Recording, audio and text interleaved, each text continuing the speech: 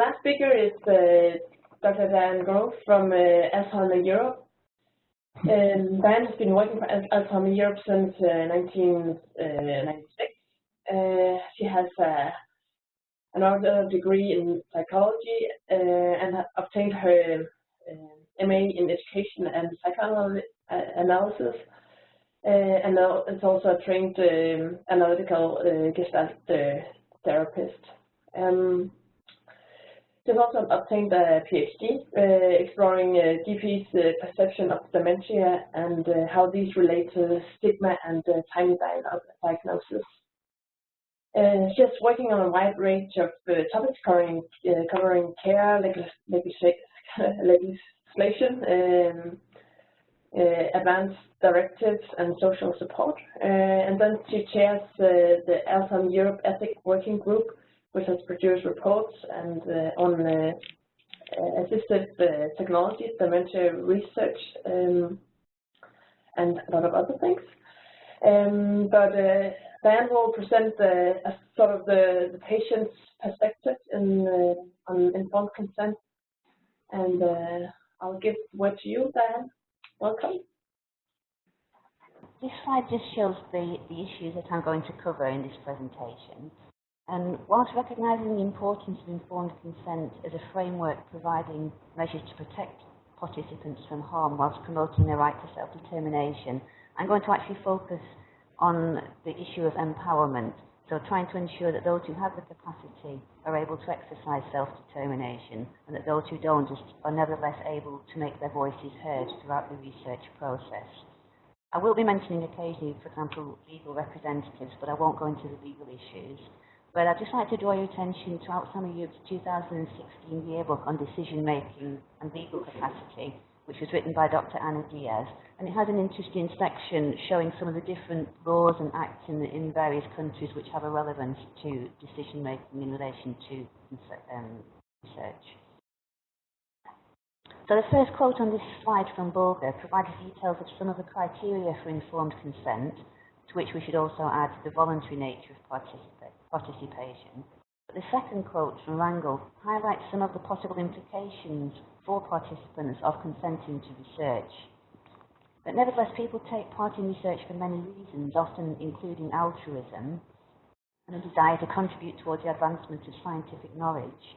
But the potential and expected benefit to society of any study must obviously be balanced against concerns about possible harm to participants.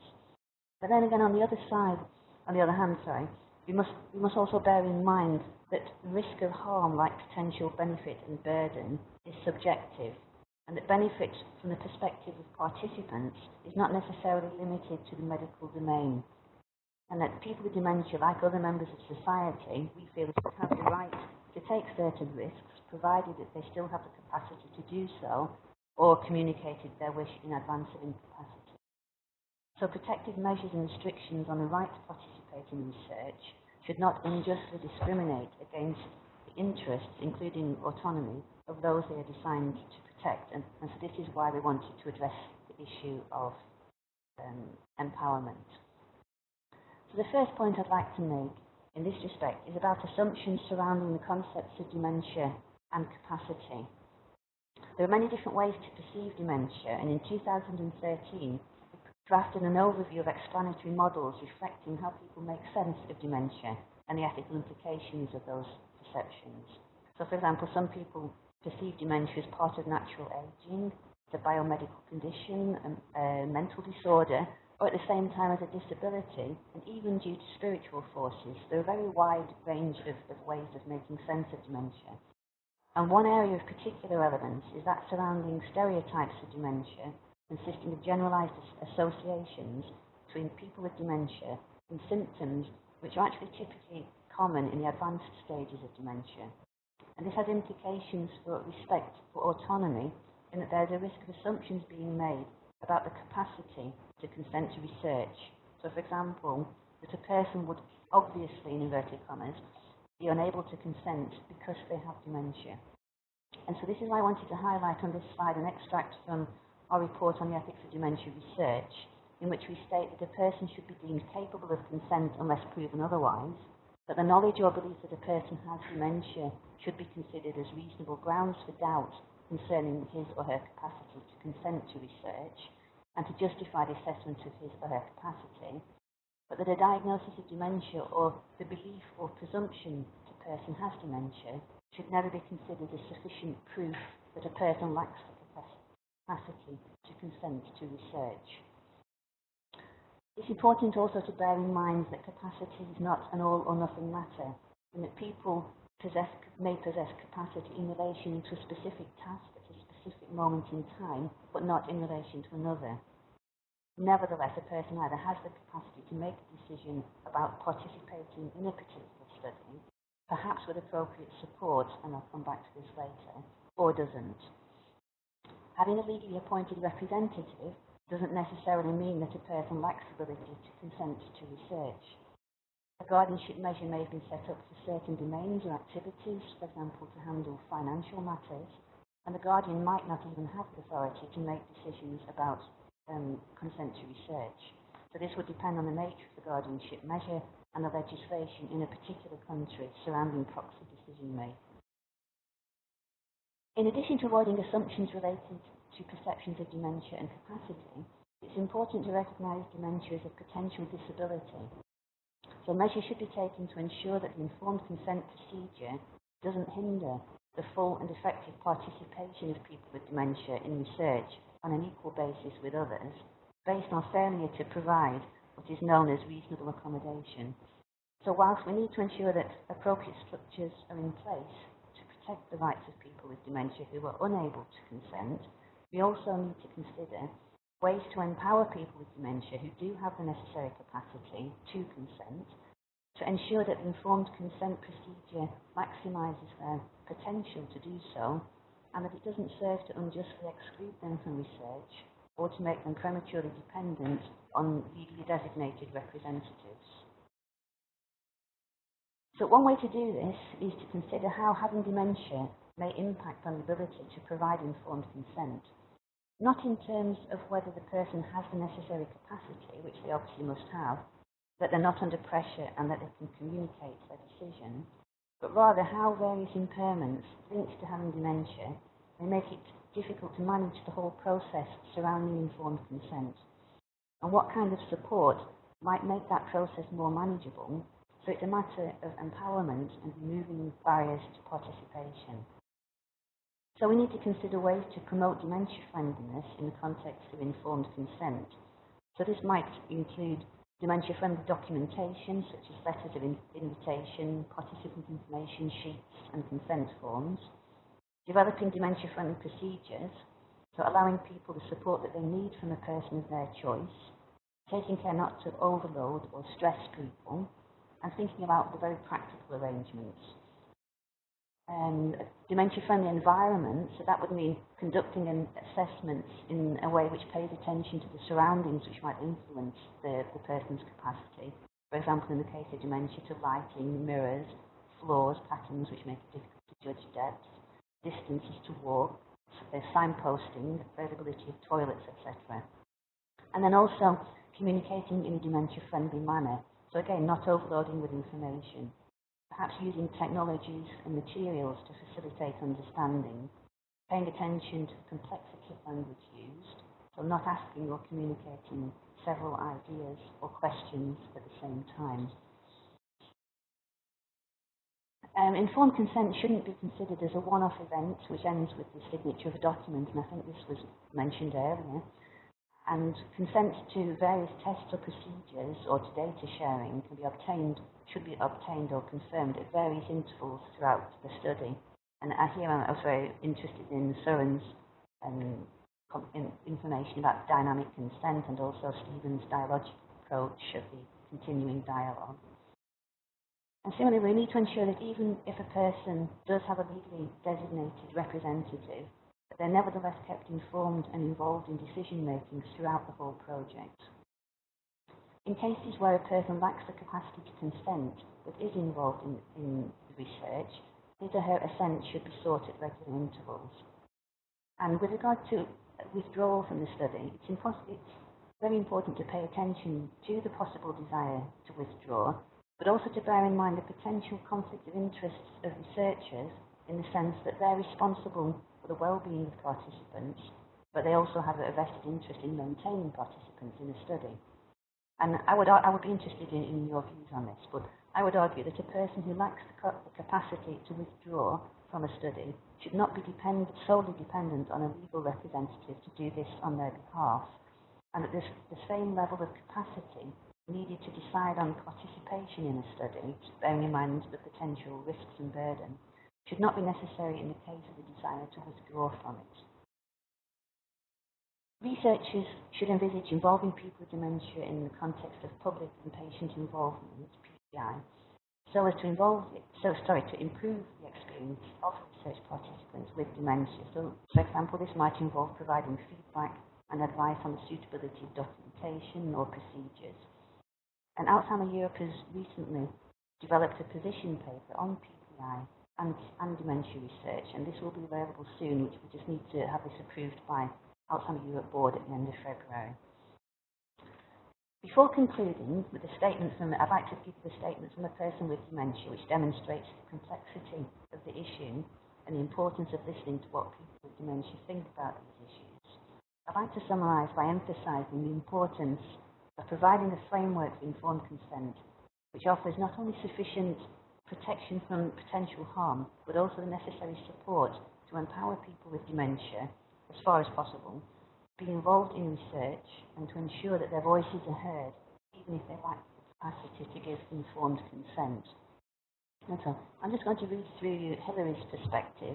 Hillary was previously Vice Chair of the European Working Group of People with Dementia.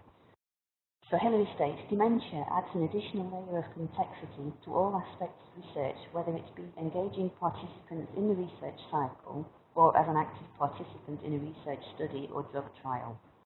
Over the last 3 years, I've been involved in 1 clinical trial and at least 8 non-clinical research studies.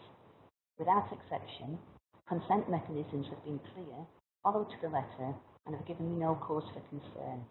Having said that, I'm in the early stages of dementia and still have sufficient cognitive ability to make decisions for myself. Once I hand over decision-making to my husband, I already know that he is unlikely to consent to me signing up to any study considered high risk. And I've extracted a little bit there. And my counter-argument is that if I am at a stage where I am incapable of making decisions, do not dismiss any request without an in-depth analysis of whether it may help me.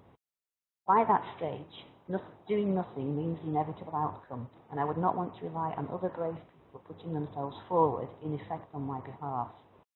All I ask is that researchers conform to whatever legislation and good practice is in effect at the time, and my husband carries out my wishes. What more can I ask for? I'd like to leave you with those words.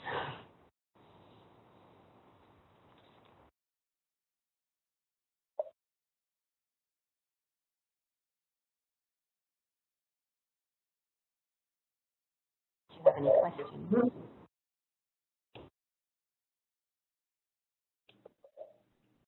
Thank you, Dianne. Any questions? Hello. I don't know whether that was the case for the rest of you. I think I could follow you, but I was wondering whether you could possibly try to turn it up for questions and answers now. My starting question would be, I mean, the Human Brain Project is not specifically geared towards dementia or Alzheimer, but of course it touches on that to some degree. And I was just wondering, in your experience with more specific research topics or research projects in this field, and I'm thinking of the ADNI, the Alzheimer's Disease Neuroimaging Initiative, or others like that, whether you've been involved in this sort of project, whether you've been involved in setting up the research and giving practical advice to researchers on how to follow your suggestions and how to make research and informed consent more dementia-friendly. Well, we're involved in the EPAD study, for example, and so that's one. Are you familiar with that?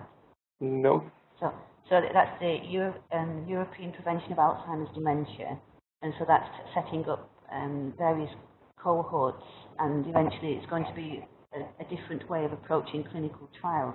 But at the moment, very much in the process of setting up participant panels to give feedback on the recruitment process, and also to try to improve the participation of people, well, actually people without dementia, but people in the with preclinical Alzheimer's, to improve their participation throughout the whole process. And one of our reasons for writing the position paper on PPI and dementia research was to provide guidance on that. So it's I think it's about maybe 10 pages of complete guidance on how to involve people with dementia in a wide range of research. It's actually been in the process also being endorsed by the Interdem Research Group, which is focuses on psychosocial research. And yeah, we've also been approached through the European Working Group of People with Dementia, which is the group where we have a member a person with dementia from different countries, 10 people with different types of dementia from different countries, and they advise us on all our work. And certain pharmaceutical companies, for example, have contacted us and asked us how they could involve people with dementia to try to make their research materials more dementia friendly. And so then we've asked for the involvement of our working group, and they've actually commented in concrete terms on the actual materials that would be then used by the research group, but for a clinical trial, for example. Okay, I think it would be really useful if you could share some of the output and so those guidance documents with us, so we can refer to them in our informed consent standard operating procedures as example of good practice. We'd be pleased to share those, and normally the board will formally approve the paper, the position paper, at the end of February, so I could send it to you after that, and also it would by then have been endorsed by Interdem. Okay. But it would also be important for us as an organisation, perhaps, to obtain feedback from a different type of research setting on what you think of our guidelines on how to involve people with dementia in the research process. So we would also welcome your feedback. Okay. Yeah. May I ask a question?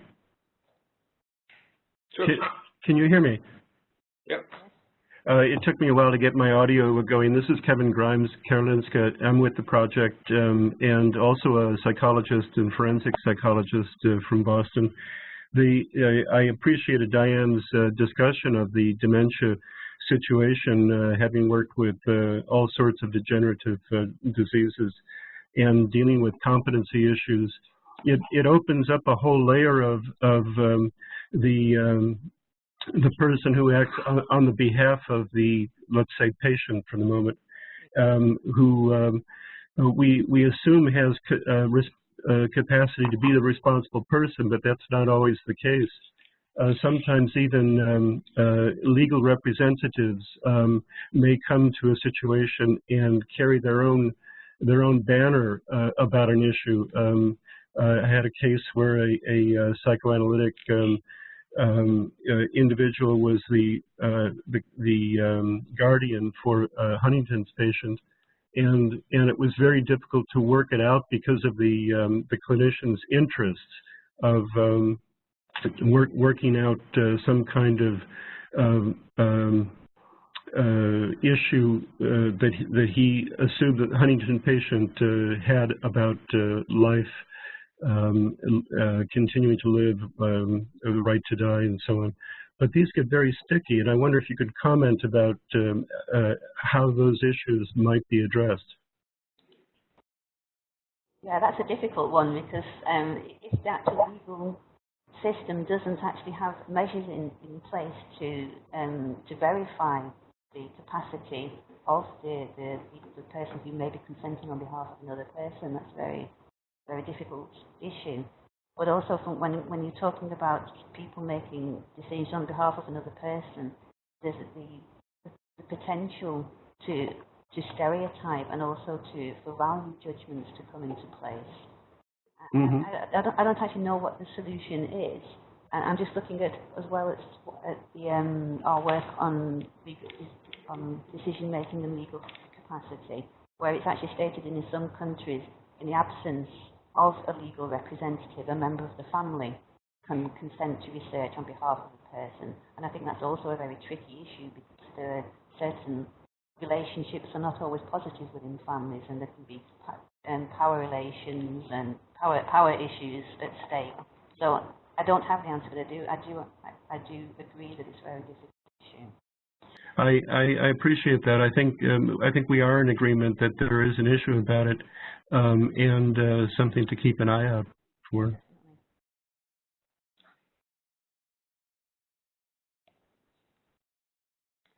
Okay, are there any specific questions to Dianne? I was just wondering if you had any thoughts on the way that research design happens. So, for instance, in the European context, someone submits a proposal and it's approved or not, and that's based on the program of work they're going to carry out. But the picture of consent that you're talking about seems to require quite a complicated dynamism, which makes that model really quite problematic. So it could be the case that looking at through the lens of informed consent and particularly patients with dementia, it suggests that there could be at least an impetus to revise the model of research funding, as well as to try and do what we're doing now and cope with informed consent issues as they arise. I wonder if you'd come across that or had any thoughts.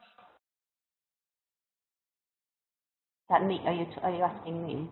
Yes, sorry. Yeah, I think that the research design and the way that informed consent is handled, I don't mean that it's problematic, but I think it does require some thought, especially with regard to people with dementia. But when you're saying that there's a research design and there's a proposal is submitted, it's approved or not, I think that that's one area where PPI can be very important in actually involving people with dementia in the research design and exchanging ideas, for example, about issues surrounding the loss of capacity after having given consent and how that can be handled. And there are some research groups at the moment where they're actually trying to encourage interaction between PhD students to give them the opportunity to discuss issues and to get feedback from people with dementia before they actually put in before they finalise the research design and submit the proposal for ethical approval. So again, I don't have the exact answer, but I do think it's important to involve people with dementia individually in studies in the research design, but also more generally to open up the discussion, for example, at national and European level about these issues. Thank you.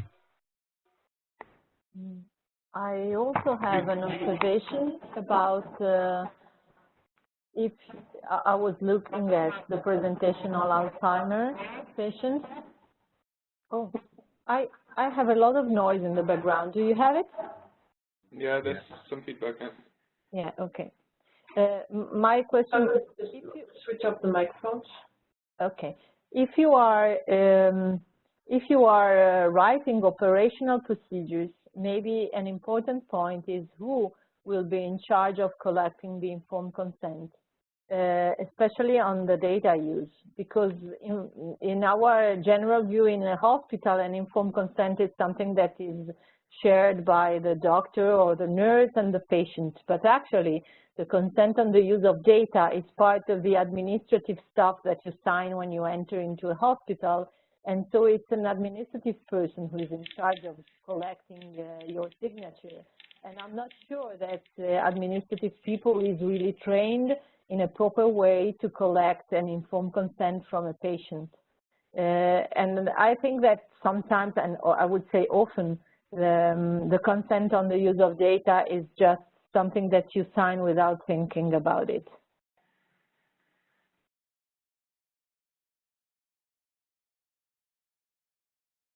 Yes, I agree. I think We had a situation like that in a public health hospital in Boston, where in the chart you would make your consent, so when the patient entered, it was a chronic care hospital. Over time, we began to look at that, and we found that there was a lot of error, there was a lot of misconception, a lot of therapeutic misconception, about the nature of this consent.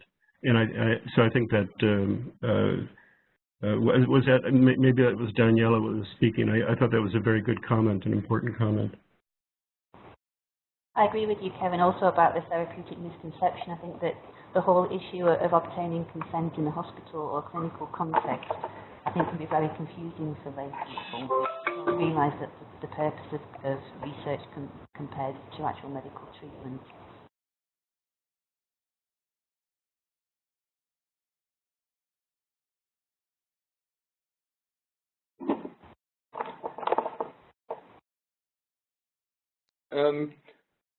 Well, I mean, we've got another 10 minutes left, and I actually will have to go to another meeting after this, and I guess the rest of you have other things planned as well. I was wondering whether we should give the panelists, the speakers, another chance of around to quickly say something about how they react to the other presentations. So I don't know whether you have anything to add, Søren? Well, I think what Dianne said about PPI and involvement is very important. It's increasingly recognized both by the major funders and by the Health Research Authority here in the UK that especially in complex and sensitive research, you ought to include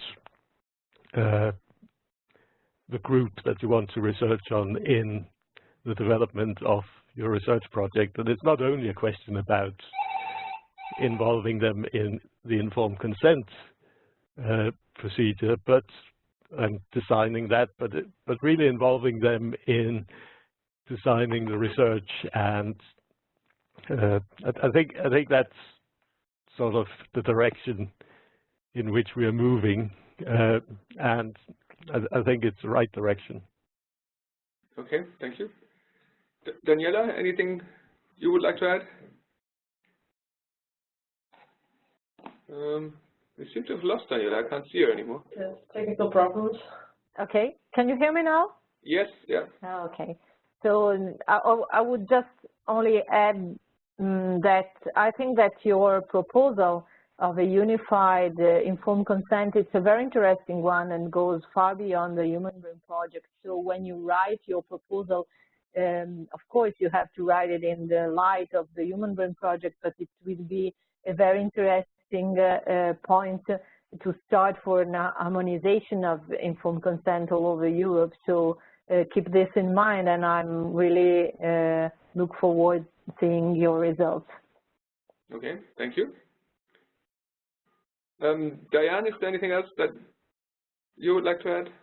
Yeah, just one comment in relation to what Daniela said about the future possible implications. For example, if the research could lead to new definitions and how that might be potentially stigmatizing. And just to emphasize that the conditions themselves are not inherently stigmatizing, but it's the meanings that are going to be associated with it that make them so. But then nevertheless, I think that's why it's very important the way research findings are reported by researchers, and also the important role perhaps of patient organisations to see how such information is presented to the general public.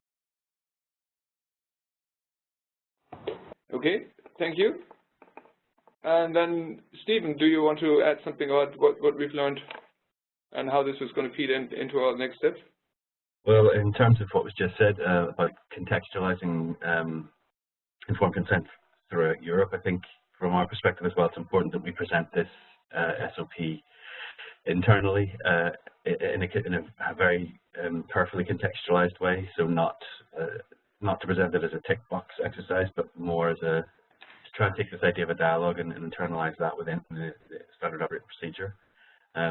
Also, this idea of trying to feed into the research design itself, trying to get involvement of people beyond the project within the planning of the project.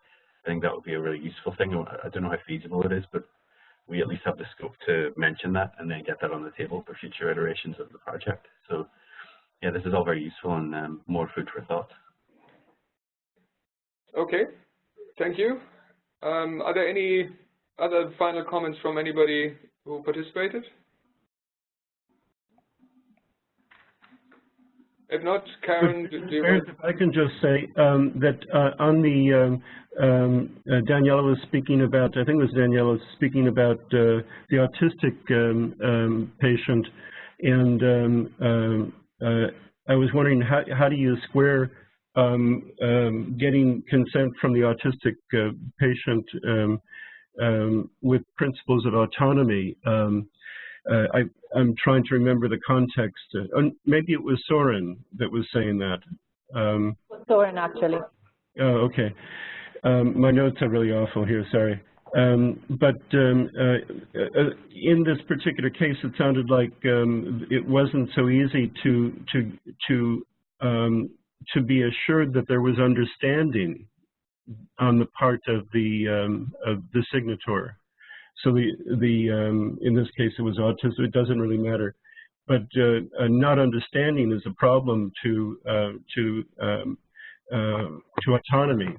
That someone can make self-determine a decision. Soren, can you help us think about how to square that with autonomy? I would like to be able to help you, but I don't think I can. I think the most breached part of the Helsinki Declaration and most other research guidelines is the part which says that the person taking the consent has to ensure that the person giving the consent understands the information. Mm-hmm. We know even for perfectly cognitively normal people that most people who consent to research do not understand the information at the point where they consent. Yes. So I think we have an issue here about sort of that well, partly if we wanted people really to understand our research projects before they consented, we would go about informing them, or we would have to go about informing them in quite different ways than we actually do. But sort of at the level of regulatory ethics, of course, we have for years and years lived with the fact that we know that there is an inconsistency between what our regulations say and what actually happens. So given that we haven't solved this problem for sort of ordinary people, it's difficult to see how we can solve it for people who also have various forms of cognitive or other psychological problems, which makes it even more difficult for them. I wonder if this falls a little bit back on the question of where the work should be done. So the clinician has a certain relationship with a patient, that's clear. But in the project, once you go through the wall to mirror the data from the hospitals, as Daniela was talking about, into aggregate form, that's all fine. But informed consent is not really the issue anymore, and maybe I'm missing something, but the informed consent has to be back at the bedside with the patient and the healthcare person.